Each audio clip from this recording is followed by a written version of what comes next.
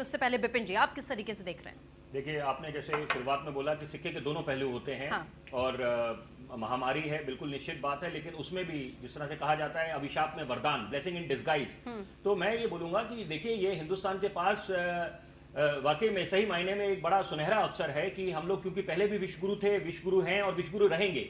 अब कई मायने में, क्योंकि क्या हुआ है कि पहले हम बात कर रहे थे ब्रेक्जिट की, कि ब्रिटेन यूरोपियन यूनियन से एग्जिट करेगा या नहीं करेगा, वो अटकलें लगाई जाती थी। लेकिन अब दौर है चेक्जिट का। चीन से लोग एग्जिट करेंगे और चीन से दूरी बनाएंगे, क्योंकि देखिए, हम भले ही अभी तक ये चीज समझ नहीं आई है, दूध का दूध पानी का पानी नहीं हुआ कि कोरोना ये वायरस कहां से आया, वुहान से आया कि चीन की चाल थी कि उन्होंने ये पूरे विश्व में ये आतंक फैलाना था।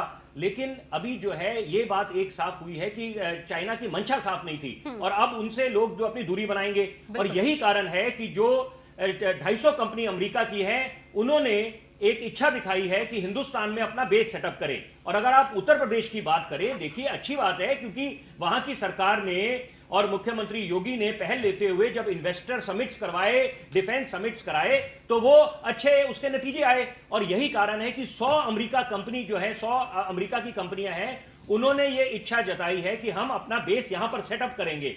आप अडोबे की बात करें, मास्टर कार्ड की बात करें कि ग्रामीण क्षेत्रों में जाकर डिजिटल पेमेंट्स के लिए, तो देखिए कितना अच्छी बात है। उसमें आप आधुनिकीकरण करेंगे सबका, और लोगों को जो रूरल आपका सेगमेंट्स है उनको आप इंटीग्रेट करेंगे मेन स्ट्रीम में ले जाके, तो ये बहुत अच्छी बात है। साथ में मैं बोलना चाहूंगा कि एक जब सुनहरा अवसर आता है तो हम लोगों को अपनी सोच भी, मानसिकता भी जो है वो सकारात्मक रखनी पड़ेगी, क्योंकि यहां पर राजनीति नहीं कुछ, क्योंकि ये आपके राष्ट्र हित की बात है और यहां पर सबका कल्याण होगा। यहां पर ये धर्म के हिसाब से नहीं होने वाला कि अगर आप, जिस तरह से डॉक्टर हमारे यहां पर कोरोना में युद्ध स्तर पे काम कर रहे हैं, धर्म के हिसाब से नहीं वो कर रहे मरीजों का इलाज, उसी तरह से जब सबका विकास होगा, सब आगे बढ़ेंगे, तो सभी का कल्याण है इसमें। तो यहां पर जब अगर कंपनियां मैन्युफैक्चरिंग को तवज्जो मिल रही है, जो प्रधानमंत्री का अपना रिफॉर्म था, उन्होंने मेक इन इंडिया को तवज्जो दी और लाल किले के प्राचीर से उन्होंने इस बात का ऐलान करा कि हम संकल्प लेते हैं कि हिंदुस्तान की इकोनॉमी को $5 ट्रिलियन बनाएंगे।